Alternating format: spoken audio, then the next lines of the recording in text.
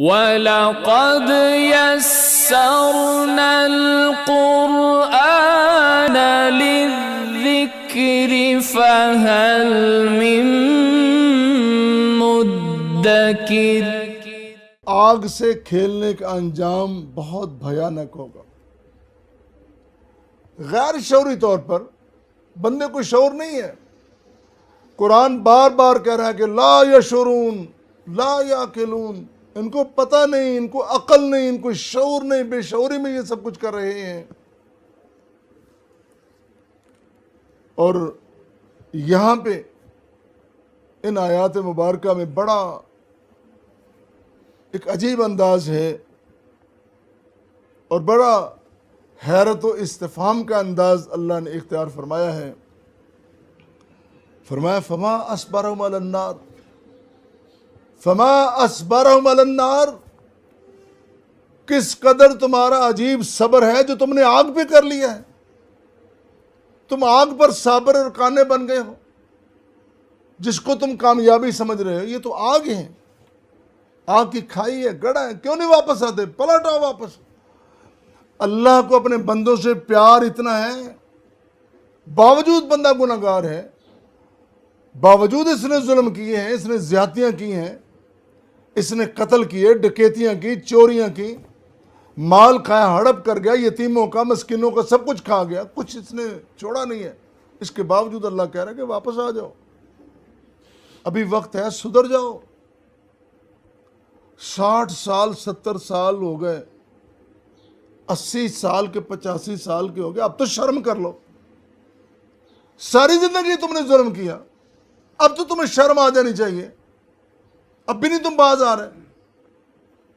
تم دوائیوں کے سہارے، ادویہ کے سہارے، ڈاکٹروں کے سہارے تم چل رہے ہو اور دیکھ رہے ہو، تمہاری صحت کام نہیں کر رہی۔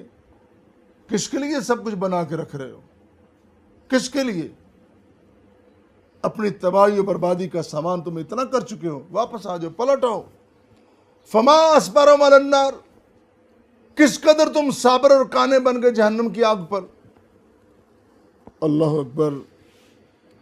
اللہ تعالیٰ نے جب واضح طور پر بتا دیا اپنے قرآن کریم میں، ایک تمیز کر دی، ایک وضاحت کر دی، امتیاز بیان کر دیا، حلال کیا ہے، حرام کیا ہے، خیر کیا ہے، شر کیا ہے، کامیابی کیا ہے، ناکامی کیا ہے، نفع کیا ہے، نقصان کیا ہے، فرما برداری کیا ہوتی ہے، نافرمانی کیا ہوتی ہے، اطاعت کیا ہوتی ہے، اور سرکشی اور بغاوت کیا ہوتی ہے۔ اللہ کی آیات اور احادیث نبوی کے پرچم کو سر بلند کرنا کیا ہوتا ہے، اور رسم و رواج کے ساتھ پاگلوں کی طرح، مجنوں کی طرح چلے جانا، یہ سب کچھ اللہ نے بتا دیا، واضح کر دیا، اور انجام بھی بتا دیا۔ پھر تم ہو کہ باز ہی نہیں آ رہے، مسلسل آگے بڑھتے جا رہے ہو۔ اسی لیے اللہ تعالیٰ نے بڑی حیرت سے پوچھا ہے فما اصبرهم علی النار، اور پھر فرمایا یہ تیرے ساتھ کسی اور نے نہیں کیا، یہ سب کچھ تو نے خود کیا۔ ذالک بأن نزل الکتاب بالحق وان الذین اختلفوا فی الکتاب لفی شقاق بعید، اللہ نے کتاب حق نازل کر دی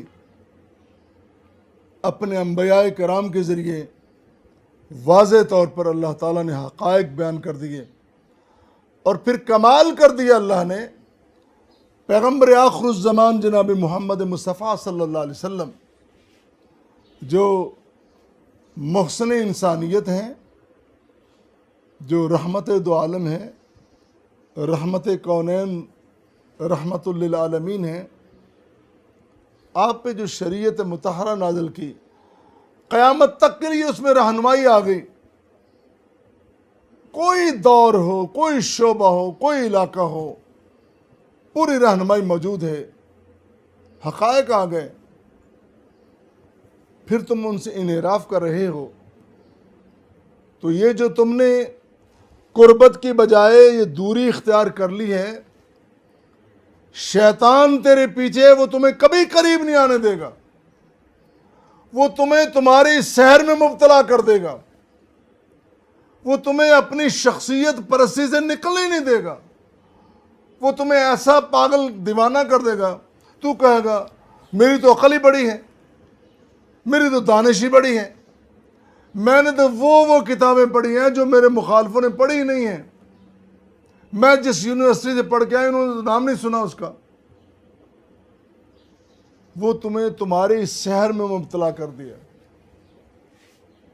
وہ جو میں نے ایک دو مرتبہ پہلے بھی لفظ بولا ہے نا پچھلے دروس میں، مریض نرگسیت، بندہ اپنے آپ میں وہ کہتا ہے چونکہ میں خوبصورت ہوں لہذا سب کو چاہیے کہ مجھے پسند کریں، چونکہ میں جوان رہنا ہوں تو میری پرستش کی جانی چاہیے، چونکہ میں تعلیم یافتہ ہوں تو ہر ایک کو میری تعلیم سے فائدہ اٹھانا چاہیے، چونکہ میرے افکار بڑے تیز ہیں اور میری سوچیں بڑی سمارٹ ہیں، مجھے آگے بڑھنا چاہیے، سب کو میرے ساتھ آنا چاہیے۔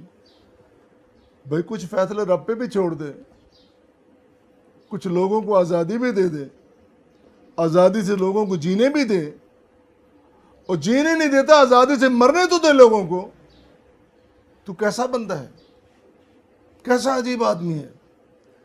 اور یہ جو تم نے حقائق سے دوری اختیار کی ہے، لفی شقاق بعید، یہ بہت دور لے جائے گی تمہیں، اتنی دور، اللہ کی رحمت سے دور، اللہ کی بخشش سے دور، اللہ کی محبت سے دور، اللہ کی نعمتوں سے دور، اس کی جنتوں سے دور، اور جہنم میں لے جا کے تمہیں پھینک دے گی۔